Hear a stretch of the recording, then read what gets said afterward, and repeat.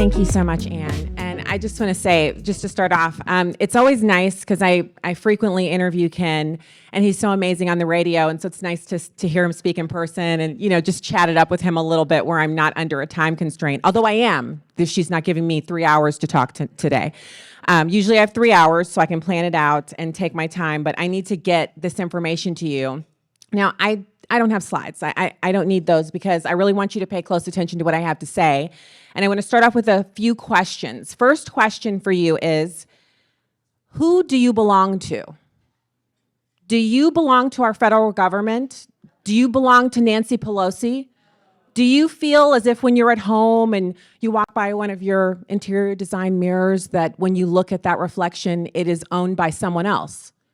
No, you don't. You know that you own your own person. You know that you own your own home. You might rent it. You might, whatever you're doing, your Airbnb, whatever you're doing in that place, it's your dwelling, it's your property. Certainly, when it's time to pay taxes on it, you don't see Nancy Pelosi or me or Ann or Ken. No, none of us are there to help you stroke that check out. You're paying that on your own. So the next question is, how many of you own a firearm? Okay, many of you. That's excellent. How many of you are concealed carry certified? Nice. Okay, this is a great room to be in. So then if you have children or grandchildren, who do your children belong to? Okay, all right. That's the correct answer, by the way. Who's responsible for ensuring the safety of your person, your home, your vehicle, your child? Okay, so we're all on the same page here. We can get started. Democrats' soft on crime policies have caused a reversal of a decades-long trend. I'm talking about almost 30 years of a trend where crime was on the downswing and personal safety and autonomy, and especially the safety of women, was on the increase. This is the #1 destination for immigration because this is the only place on earth where women own property, own businesses, own bodily autonomy, can own firearms, and can maintain and increase control over every other person within their sphere through the ownership of property. You can rent to men. You can choose not to rent to men. And we can choose who we are intimate with, who we allow to see our bodies. We are in complete control in America. And that is no longer true in some westernized European nations through immigration. And it won't be true here anymore if we don't take control of our southern border, as Ken mentioned. So one thing I want to talk about first is the Soros prosecutors. That movement has really been successful in turning once safe cities like New York into crime-ridden hellholes like downtown St. Louis. We are usually in the top 5 for murder. I think last year we were #1. This is not a designation we're proud of. We don't tell our friends and neighbors when they're coming to visit us, we're #1 on crime. No, we usually talk about the Arch and our free zoo, fantastic ice cream. So let me talk to you about a few of these people, because this is a trend that can be reversed by simply voting for whoever isn't the Soros prosecutor. They're usually the best funded, and they usually are inexperienced. They're not seasoned prosecutors. They're people who are running because Soros tapped them, because it's like a hand in a glove. They're puppets. They only do what he tells them to do because he funds them, he staffs them, and then once they're in, they implement his idea of a criminally friendly, criminally compliant city. And that's what they want to put it here in St. Louis. They want it here in St. Louis County. And it's only because of the hard work of organizations like Ann Corey's and the work of people at the national stage like Ken that keeps us where we are. We're relatively safe, but we were just talking before we came in about how many people are having their cars stolen out of their driveways in Webster Groves. Now, if anybody knows anything about St. Louis, for those of you who aren't from here, Webster Groves is in Tony, inner ring suburb, wine box moms, $900 purses, BMWs, Audis, and Lexuses in every driveway. And it's a hardcore leftist-run school district, and people pay primo dollars to get Webster neighbors. And now they're paying primo dollars to have their fancy $80,000 vehicles stolen out of their driveways. And the police don't even think they're like, oh yeah, that's happening all the time. It's not a big deal. So let's first talk about Diana Becton, Contra Costa County, California. Soros gave her $275,000. She was the first woman and first Black woman elected to serve as DA for that county. She also was one of the first in positioning in that position to have zero experience, none. She made the list of the top most the 100 most dangerous cities in California in 2018, and violent crime and property crime increased by several percent during 2019. That brings us to George Gascon, who survived a recall petition. He's got the same history. He was the largest spender in the race. He easily won. And since then, he implemented left-wing policies that led to, of course, crime waves, wave after wave, homicide rates soaring, organized shoplifting sprees, trains stopped and ransacked by mobs of looters. The city of Los Angeles has become a national disgrace, and those companies, the small businesses, are passing on the cost of those thefts all over their business organization. So if they're stealing in LA, and cleaning out the shelves, people here in St. Louis, if you shop at CVS, that bump in the price of your shampoo is because of that theft and crime in California that is allowed to go on unabated. Monique Worrell, 9th Judicial Circuit, Orange and Osceola Counties, Florida.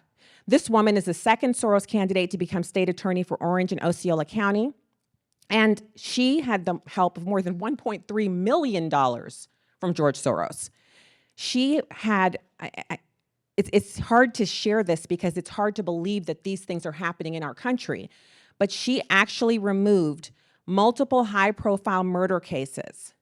This led to 2 different Republican governors actually, like they're going to battle against her one-on-one because she's literally destroying the peace and safety. Because does anybody remember civics where they taught about the fabric of society and the societal compact, where we all agree that our laws have meaning and that if we are to be a part of the society, we submit to the governing authorities. The police have authority. It's not that we think every police officer is a Boy Scout, it's that they wear a uniform that we respect and we submit to them.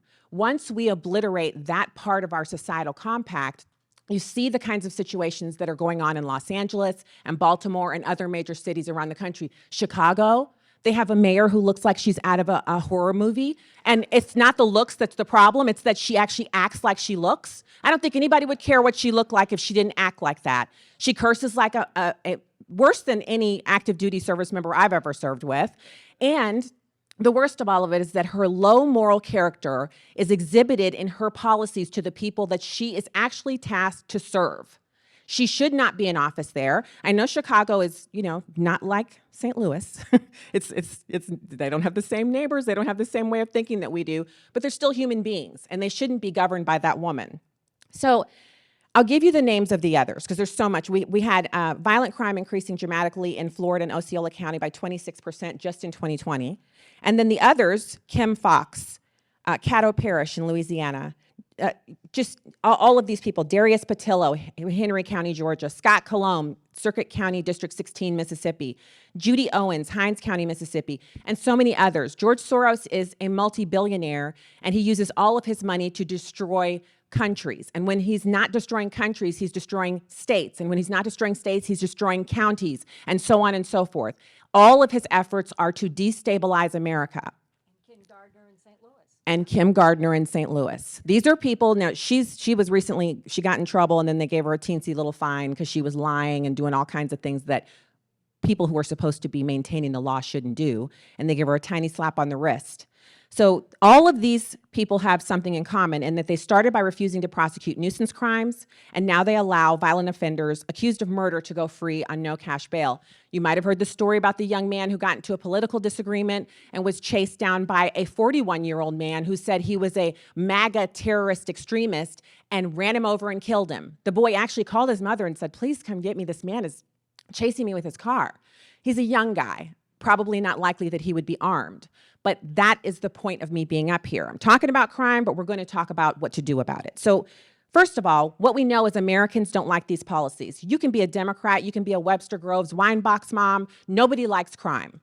I mean, Nancy Pelosi doesn't have to worry about it because she has an army of armed servants who literally make sure that she never stubs her toe. The rest of us have to rely on our own ingenuity and gun ownership and training. So polls show, and this is recent, this is from Trafalgar from this summer, 93.7% of Democrats say they're less likely to vote for a candidate who supports these policies. 96.7% of independent voters say the same. 95.7% of Republicans. Did you hear that? All of us in the mid-90s, there's no difference between us when it comes to crime. We all hate it. Now, media bias against the Second Amendment actually depresses gun ownership because I just did my own little test, randomized. You guys know they keep cookies on my laptop. I still use my laptop for this experiment. I Googled all of the things I could think of about the Second Amendment last night after the show. Only things that came up were things about how the Second Amendment is really only meant to apply to militias, and all of the other uses, including the Heller decision and every other decision or policy or legislation that actually guarantees that right or supports it. Those are all iterations of the fantasies of Charlton Heston and the NRA. They actually go back to Charlton Heston and start talking about how the NRA changed, and now under Wayne LaPierre, it's a terror organization. Now, I don't know about you, but when I look at my Ruger LC9, when I'm at the range squeezing off 250 rounds on my AR-15 that I built with my own 2 hands, I don't think about Charlton Heston. I'm thinking about her. This is our oldest daughter here. I'm thinking about our son. I'm thinking about our other daughter. I'm thinking about my husband. And I'm thinking about myself, because this earth is better with me on it, alive, than it is with some criminal who has attacked me. Once he moves to attack me, his life has suddenly decreased in value. And that's the way it works with criminals, and every one of us should believe that. So, one more thing, how FBI crime statistics undercount annual numbers of defensive gun uses. Basically, they just don't count them all. They say, and this is Texas State University, hired by the FBI to put the data together. They claim civilians only stop about 3 to 4% of active shooting incidents. But Dr. John Lott, the preeminent researcher and expert on this subject, said that that number is at least 14.6%. And even that is an underestimation, because every person who uses a gun to scare off an attacker doesn't call 911 afterwards to talk about it. Sometimes they just do it and go on about their business. Over 48 million Americans, in response to the rioting and lawlessness after George Floyd's death, moved to safer areas run by the GOP. 48 million Americans. We also saw a surge in over 1 million registrations. What does this have to do with your personal safety? It's a demonstration that it doesn't matter what your party is. If you see people in the streets doing drugs and shooting guns at midnight, if you have stray bullets coming through your house at night, you're going to move to a place where that's not happening. And if you're moving to a place in America, that place is run by Republicans. Sorry, it's just the truth. And that's what I'm here for. So why are we shying away from protecting our gun rights? Why are we acting as if we have something to be ashamed of? It's actually biblical. What do you think was happening when the centurions came to arrest Jesus and one of his disciples lopped one of their ears off? Did he do it with the power of his mind or positive thinking? No, he had a sword. They all did. They were all armed. They were hanging out with Jesus, our Lord and Savior, and they were armed. If there's not a better, billboard, commercial, 60-second spot for you to own a gun, if the disciples had swords and those were the guns of their day, why don't you have one? I'm just asking for a friend. So what does the Bible say about gun control? I just have 3 in the King James. Luke 11:21-22. When a strong man armed keepeth his palace, his goods are in peace. Ecclesiastes 9:18. Wisdom is better than weapons of war, but one sinner destroys much good. And Romans 13:4, for he is the minister of God to thee for good. But if thou do that which is evil, be afraid, for he bestoweth not the sword in vain. For he is the minister of God, a revenger to execute wrath upon him who does evil. That is actually your job. It is your job to defend the innocent and defenseless. It is your job to stand in the gap between evil representing good. It is your job to vanquish evildoers. If someone is getting carjacked and you're nearby with a gun, it's your job to jump out and put the carjacker on the ground. You can wrestle him there, or you can use your gun. It's up to you. But that's your duty if you're armed. So we're supposed to be doing this in our society, because for every defensive gun use, criminals are like, wait a minute. In St. Louis, they shoot carjackers. Shouldn't carjack in St. Louis. That's how it works. It's the law, but the law is for us. Who's following the law? We are. By their very nature, criminals are not. So we have to remember that. So here are some reasons you should be armed. You should own a gun. You should be trained. The recent spate of kidnappings. I know you saw the 3 stories in the news. 1 woman survived, 2 were raped and murdered. Good reason. Eliza Fletcher was the most recent. A woman leaving Target with her baby, she survived. Molly Tibbetts, you remember that story. Chandra Levy, they were all jogging and just killed. You have Biden's open border policies. I'll just give you a few statistics here because Ken so well covered this, but I I can't not mention illegal immigration because it's a driver for crime. Illegal immigrants committed 1,178 assaults and domestic violence crimes in 2021. That represents a more than 400% increase from the previous year in 2020. 60 homicide or manslaughter convictions were attributed to illegal immigrants in 2021. This is a 1,900% increase from the previous year. Border Patrol has encountered more than 2 million illegal aliens so far this fiscal year. That's 8,000 encounters a day.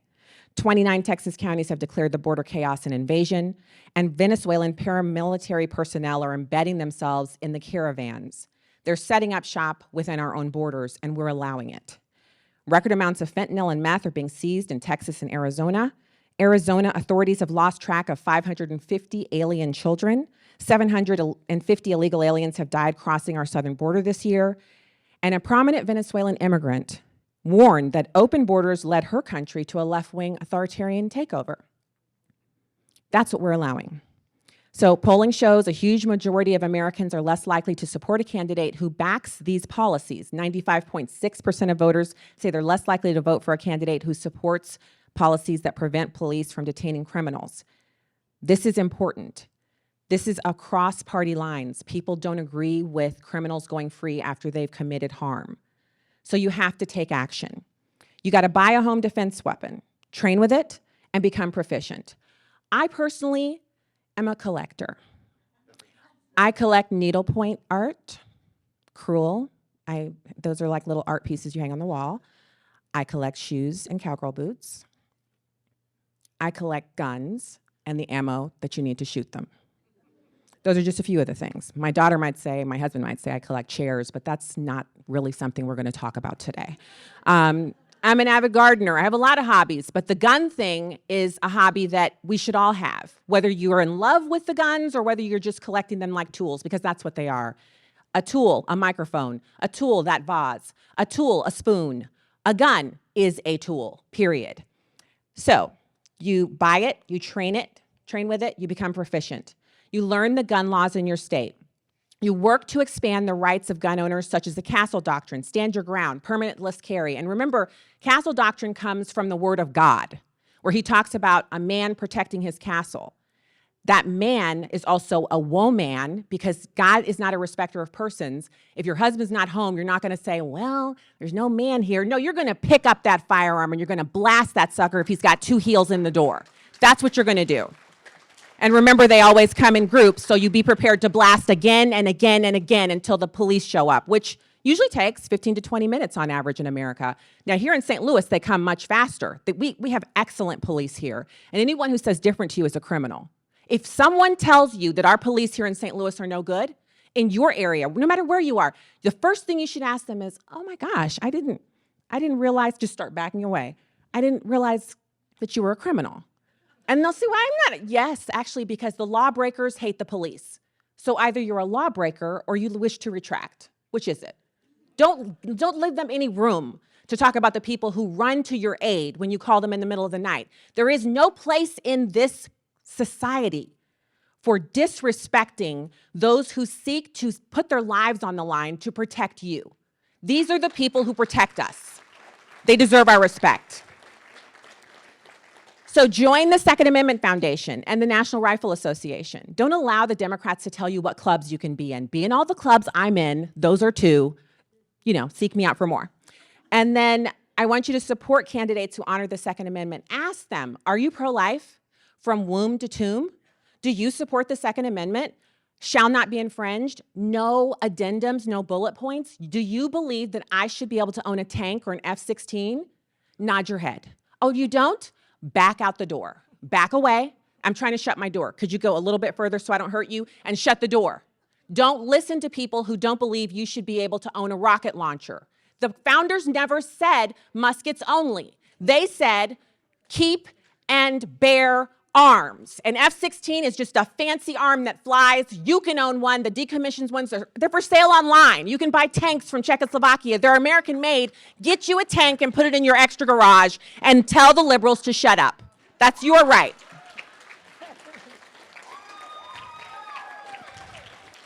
And lastly, buy my book. Listen to my Sirius show. And pray that other people around you will do the same. Pray for our country. Support people like Ken and Ann and the work that they do. You're already active. Tap someone else on the shoulder and activate them as well. And let's make the number of Americans who own guns and collect them like shoes and chinoiserie lamps and furniture, let's make that a thing. Thank you.